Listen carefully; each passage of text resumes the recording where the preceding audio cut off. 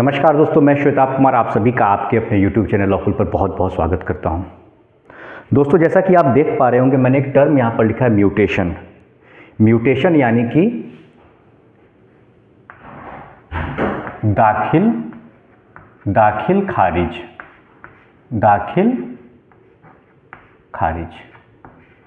ठीक है, म्यूटेशन का मतलब हो गया दाखिल खारिज। आपने भी यह टर्म कभी ना कभी सुना होगा। ठीक है, तो आज इसी म्यूटेशन को हम लोग समझते हैं कि व्हाट इज़ म्यूटेशन या दाखिल खारिज क्या होता है, और क्या सिर्फ दाखिल खारिज हो जाने से ही उस संपत्ति पर किसी का अधिकार हो जाता है, यह भी आज हम समझेंगे। देखिए, म्यूटेशन जो होता है यह बेसिकली एक रिवेन्यू टर्म है। ये जो म्यूटेशन है रिवेन्यू टर्म है, रिवेन्यू। ठीक है, यानी कि सरकार जो होती है, जो सरकार है, राज्य सरकारें जो हमारी हैं, उनके द्वारा लगान लिया था, सरकार द्वारा लगान। ठीक है, यह बेसिकली जो है लगान लिया जाता है। क्या होता है इससे? सरकार द्वारा जो है लगान लिया जाता है म्यूटेशन के द्वारा। तो अब यह सवाल उठता है कि क्या जो म्यूटेशन है इससे किसी का मालिकाना हक साबित होता है? अब यहाँ तो मैंने तो जो लिखा है या जो कानून कहता है वह जो मैंने यहाँ पर लिखा है वह लिखा है कि mutation is a revenue term. ठीक है, और इसका सिर्फ एकमात्र ही उद्देश्य है सरकार द्वारा लगान की वसूली करना। और ये आज से नहीं हो रहा, ये बहुत ही समझिए ये ब्रिटिश एरा है, उस समय से हो रहा है। जो मुग़ल सल्तनत थी उस वक्त भी होता था। पहले जो राजा महाराजा थे उनके द्वारा भी लगान लिया जाता था, वसूला जाता था। जमींदारी सिस्टम आई उस वक्त भी लगान वसूला जाता था। तो यह जो म्यूटेशन है, दाखिल खारिज है, यह लगान के लिए है। ठीक है, यह क्या है? लगान वसूली के लिए है। किससे हमें लगान लेना है उसके लिए, इसीलिए रिकॉर्ड मेंटेन किया जाता है। इसका प्रॉपर्टी के मालिकाना हक से संबंध नहीं है। प्रॉपर्टी का मालिकाना हक कैसे होता है? अरे वह प्रॉपर्टी का मालिकाना हक तो तभी पता चलेगा जिसके नाम से प्रॉपर्टी है, यानी जिसके नाम से प्रॉपर्टी रजिस्टर्ड है, यानी कि प्रॉपर्टी रजिस्ट्रेशन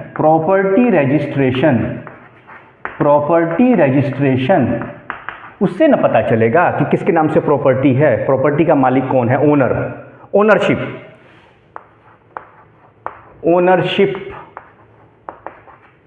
ठीक है, ओनरशिप प्रॉपर्टी रजिस्ट्रेशन। ठीक है, ये जो ओनरशिप है ये कैसे पता चलेगा? ये तो प्रॉपर्टी रजिस्ट्रेशन से पता चलेगा। एक तो हो गया प्रॉपर्टी रजिस्ट्रेशन, दूसरा जिसके नाम से प्रॉपर्टी है उसके नाम से रजिस्टर्ड हो गया, या किसी के नाम से किसी को गिफ्ट हो गया, विल से मिला, वसीयत से मिला, उत्तराधिकार जिसको सक्सेशन कहते हैं। ठीक है, जो उत्तराधिकारी होता है। ठीक है, होता है ना, पिता की संपत्ति में पुत्र हो गए, उनके जो उत्तराधिकारी हो गए, उत्तराधिकार जो हमारा है उससे मिलता है। ये तरीका है। या तो प्रॉपर्टी, या फिर सेल डीड हो गया, किसी से आपने ज़मीन खरीदी है उससे हो गया। यही ना तरीका है। या तो किसी के नाम से प्रॉपर्टी रजिस्टर्ड हो गई, रजिस्ट्रार के ऑफिस में होता है ना, रजिस्ट्रार के ऑफिस में जाते हैं, वहाँ प्रॉपर्टी का रजिस्ट्रेशन होता है, केवाला जिसे कहते हैं आप। ठीक है, सेल डीड, वही सेल डीड में लिखा सक्सेशन, उत्तराधिकार। जो उत्तराधिकार हैं, पिता की संपत्ति है। ठीक है, एंसेस्ट्रल प्रॉपर्टी, या तो पूर्वजों की जो प्रॉपर्टी होगा एंसेस्ट्रल, या फिर फादर्स प्रॉपर्टी।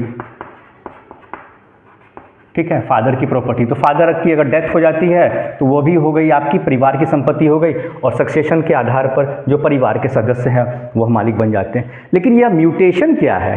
तो देखिए, म्यूटेशन को लेके बहुत भ्रांति है, बहुत डाउट है। पता नहीं कहाँ से किसके दिमाग में यह बात आ गया कि अगर मेरे नाम से दाखिल खारिज है, म्यूटेशन की रसीद मेरे नाम से है, तो मैं ज़मीन का मालिक हूँ। नहीं सर, ये डॉक्यूमेंट ही नहीं है, प्रॉपर्टी के मालिकाना हक का डॉक्यूमेंट नहीं। यह तो एक फिस्कल टर्म है, फिस्कल यानी रिवेन्यू टर्म है।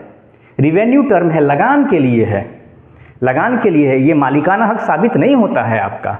मालिकाना हक तो साबित होगा जिसके नाम से प्रॉपर्टी रजिस्टर्ड होती है, जो रजिस्ट्रार के यहाँ, सब रजिस्ट्रार के यहाँ आप जाते हैं, वहाँ केवाला जो होता है डीड लिखाता है, बाकायदा पूरा लिखाता है, या किसी को गिफ्ट में मिलता है, या किसी को वसीयत में मिलता है, या परिवार है उसमें पिता के जो पुत्र हुए, उनके जो वंशज हुए, उत्तराधिकारी हुए, उनके नाम से संपत्ति होता है, ठीक है, वह हो गए। सेल डीड, आपने किसी से ज़मीन खरीदी या किसी को बेची, उससे मालिकाना हक साबित होता है, प्रॉपर्टी ट्रांसफ़र होता है।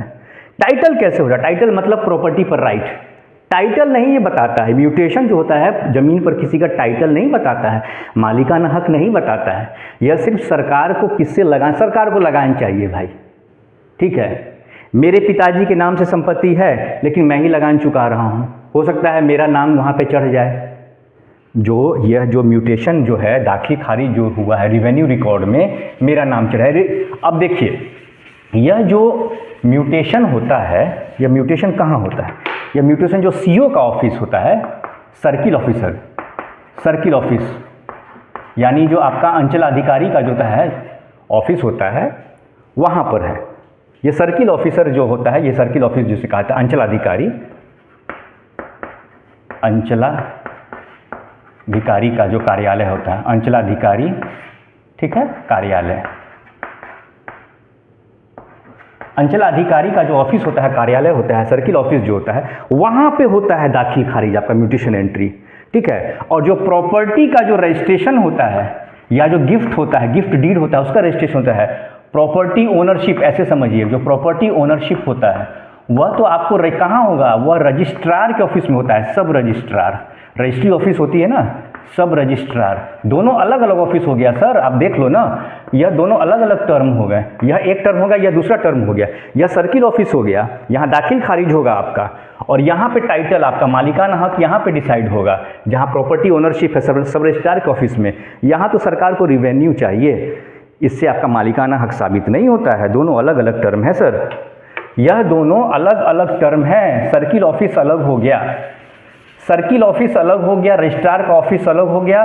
सर्किल ऑफिस जो होता है, जिसे हम अंचल कार्यालय कहते हैं, जहां आपके सीओ बैठते हैं, सर्किल ऑफिसर, सीओ, ठीक है, वहाँ पे आपको सिर्फ और सिर्फ लगान का काम होता है, ज़मीन का मालिकाना हक साबित नहीं होगा। ज़मीन का मालिकाना हक तो साबित होगा आपको, जो रजिस्ट्री होती है, ज़मीन की रजिस्ट्री होती है वहाँ पर, या पार्टीशन सुसंपत्ति का बंटवारा हो, जो हिस्सेदार होते हैं उसके उनके बीच में जो बंटवारा होता है, उससे आपका मालिकाना हक साबित होता है। फिर जाके सरकार को अपना अपना जाइए वहाँ पर जमाबंदी दाखिल खारिज कराइए, आपके नाम से नया जमाबंदी खुल जाएगा। जैसे मान लीजिए एक एक्स है, इसके दो बेटे हो गए, वाई और जेड, ठीक है। एक्स की डेथ हो गई, एक्स की डेथ हो जाती है, एक्स की मृत्यु हो जाती है, एक्स की डेथ हो गई, ठीक है, एक्स की कहानी खत्म, एक्स डेथ हो गई। अब इसका इनके दोनों बेटे बचे, वाई और जेड।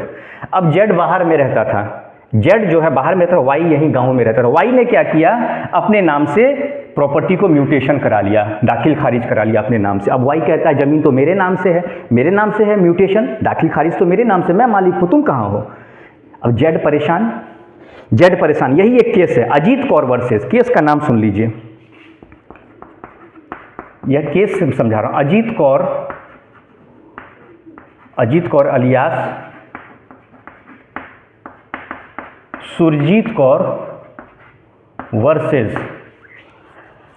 दर्शन सिंह वर्सेस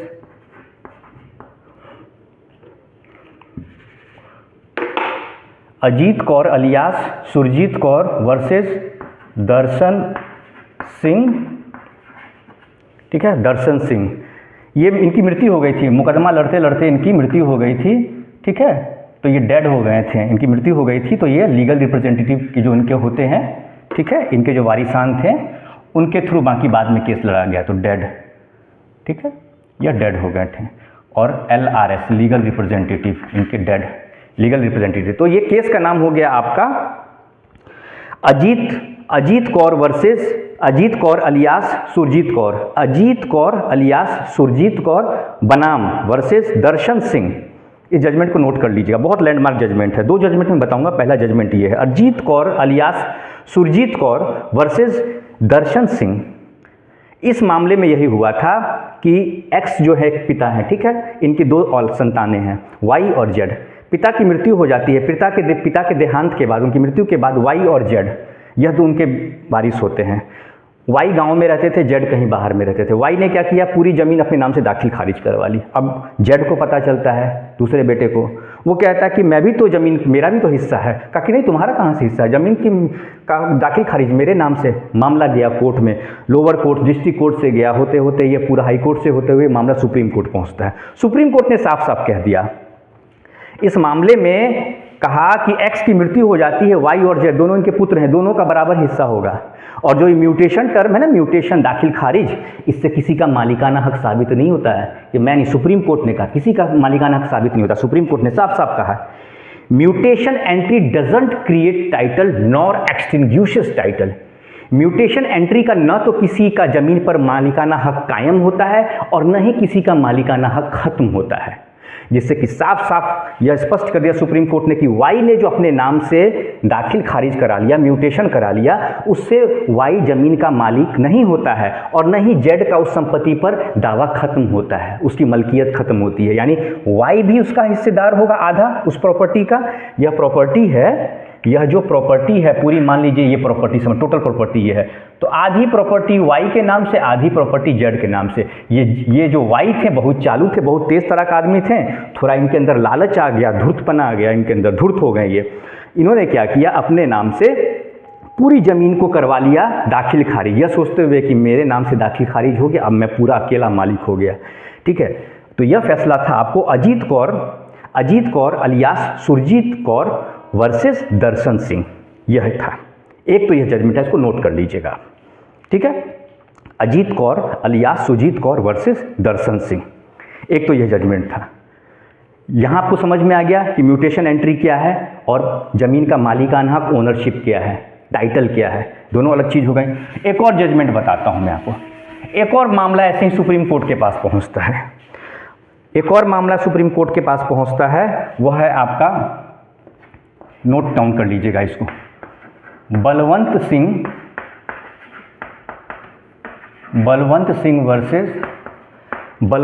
वर्सेस दौलत सिंह। इसको भी नोट कर लिया, ये भी सुप्रीम कोर्ट का जजमेंट है।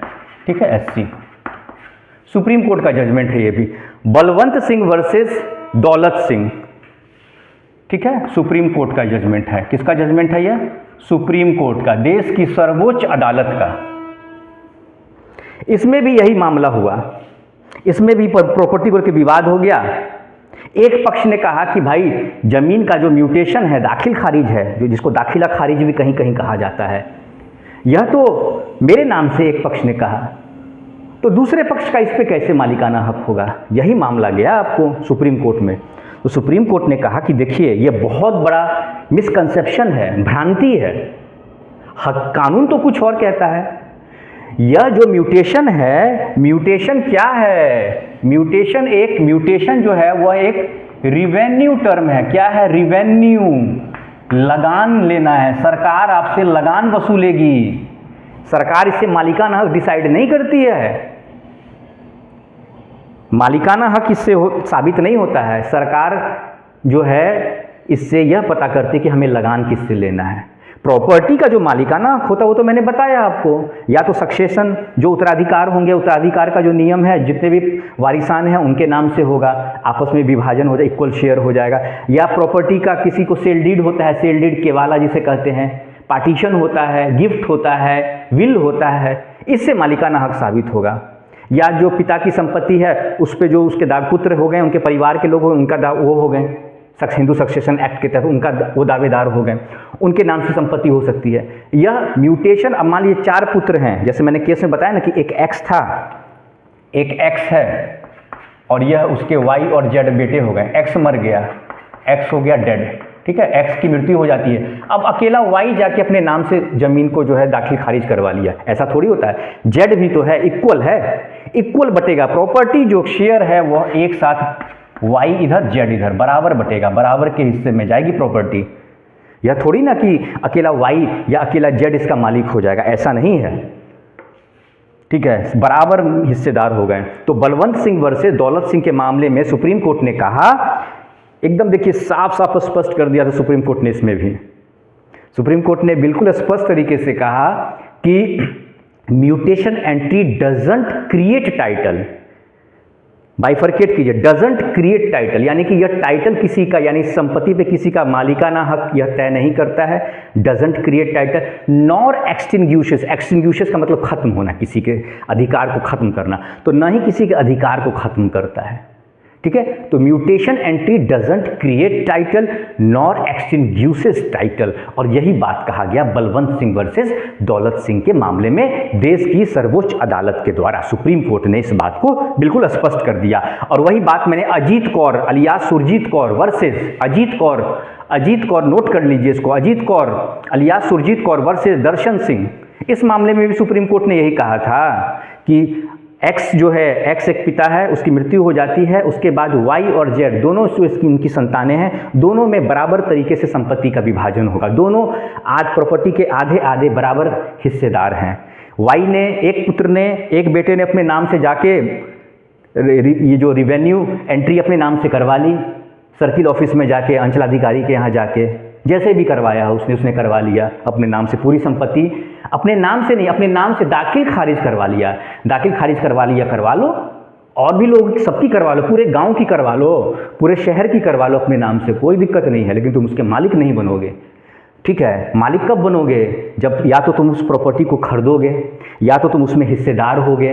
तो हिस्सेदार का मतलब क्या? पूरा तुम बन गए हिस्सेदार। तो वाई के अलावा जेड भी तो हिस्सेदार था, तो या तो हिस्सेदार बन गए, या तुमको गिफ्ट से मिला, है ना, विल से मिला, ठीक है, या प्रॉपर्टी का विभाजन हुआ, जो हिस्सेदार होते हैं उनके बीच में विभाजन होता है, उससे ना होगा, या रजिस्टर्ड प्रॉपर्टी का बंटवारा होता है, संपत्ति का बंटवारा होता है, कोई डॉक्यूमेंट होगा, कोई इंस्ट्रूमेंट होगा, इससे थोड़ी तो होता है म्यूटेशन एंट्री। तो यह एक समझ गए। तो म्यूटेशन एंट्री से किसी का संपत्ति पर मालिकाना हक साबित नहीं होता है।